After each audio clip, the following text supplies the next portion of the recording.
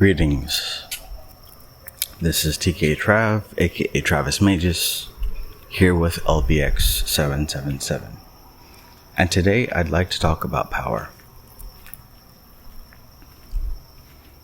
I was spending time with my son, and I tried to take the experiences of everyday chores as opportunities to attempt to bestow knowledge. I know when my father talked to me, he usually called me forward out of whatever I was doing and attempted to teach me a lesson. So I could be playing video games, I could have been doing whatever, but I'd hear a call, JT. And when I hear that call, I had to run to my father. And usually he'd be sitting in his recliner and he'd tell me to stand in front of him.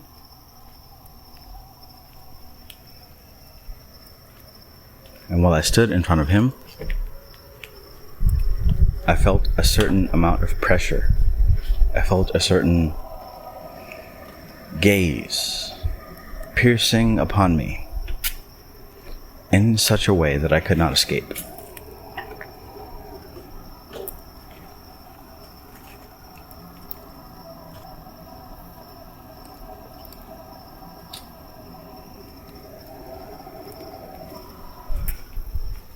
And in those moments, I had to recognize whether I was going to tell the truth or whether I was going to remain silent.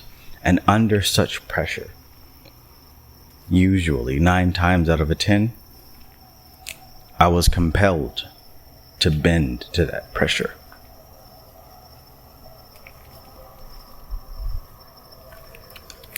And this is me as a child. And among many years of reflecting, it took a very long while before I was able to say, you know what? Regardless of who questions me, I'm able to stand firm in what I believe.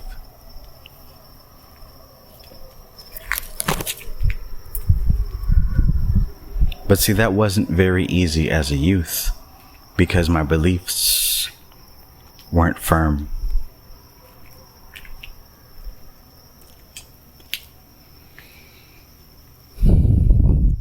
We have to remember that at any given time, we are on trial, whether that is by the forces that we determine dominate us,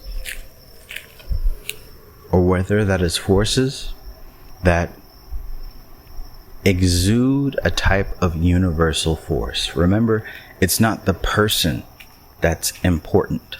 There may be somebody that holds a position of authority over you, but it's never, ever the person. It is the force that is being exerted.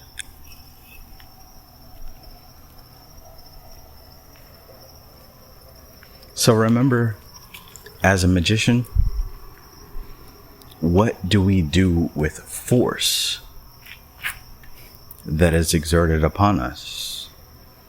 The answer is we use the theory of equation. The Kybalion talks about balance.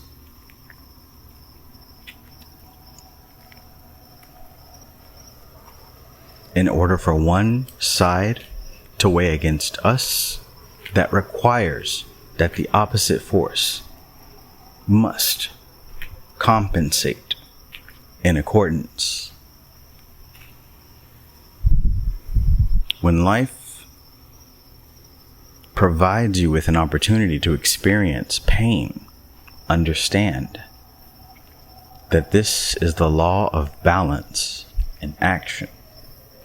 And what you must do is recognize the corresponding force to the pressure that you're receiving.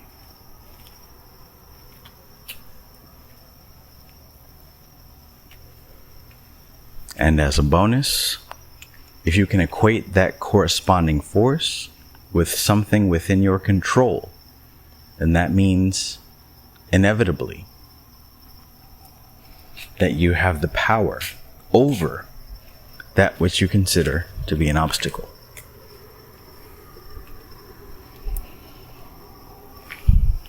This is a short podcast, but I believe that the message conveyed is sufficient. This is TK Trav, aka Travis Magus, here with LVX777. Peace. Yo, so in the previous podcast, and just to back frame, I listened to this over again, and it was great. And I felt that there would be a benefit for more clarification. So when I talked about when you're able, I said as a bonus, as you're able to equate the corresponding force with something that you can control, then you'd have a better way of mastering the thing that you feel is in opposition against you. So here's what I mean.